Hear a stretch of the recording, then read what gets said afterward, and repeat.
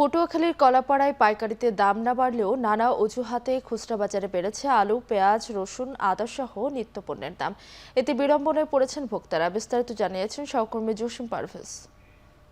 বাজারে পরিদর্শন করে আমরা যতটুকু নিশ্চিত হয়েছি যে আজ কলাপাড়া পাইকারি বাজারে আলু প্রতি কেজি বিক্রি হয়েছে 50 থেকে 51 টাকা, যা গত সপ্তাহের চেয়ে 50 পয়সা থেকে 1 টাকা বেড়েছে। কিন্তু সেই আলু খুচরা দোকানে বিক্রি হচ্ছে 55 টাকা প্রতি কেজি। এছাড়া যে পেঁয়াজ পাইকারি বাজারে বিক্রি হয়েছে 98 টাকা প্রতি কেজি এবং রসুন পাইকারি বাজারে বিক্রি হচ্ছে 200 টাকা প্রতি কেজি, যা গত সপ্তাহের চেয়ে পাইকারি বাজারে 5 থেকে 10 টাকা বেড়েছে। এবং আদা বিক্রি হচ্ছে পাইকারি বাজারে 220 থেকে 30 টাকা, কিন্তু খুচরা বাজারে সে আদা বিক্রি হচ্ছে 280 থেকে 300 টাকা কেজি দরে। এখানকার যে ভোক্তা পর্যায়ের যারা রয়েছে তারা বলছেন যে বাজার নিয়ন্ত্রণের জন্য সংশ্লিষ্ট কর্তৃপক্ষ এবং আইন শৃঙ্খলা বাহিনী তারা যদি নজর দেয় তাহলেই খুচরা পর্যায়ের দামটা কিছুটা নিয়ন্ত্রণে আসবে। সকল ব্যবসায়ী এবং ভোক্তাদের প্রত্যাশা যে মোকামে যদি দাম কমে এবং পরিবহন খরচটা যদি কমে তাহলে পণ্যের দাম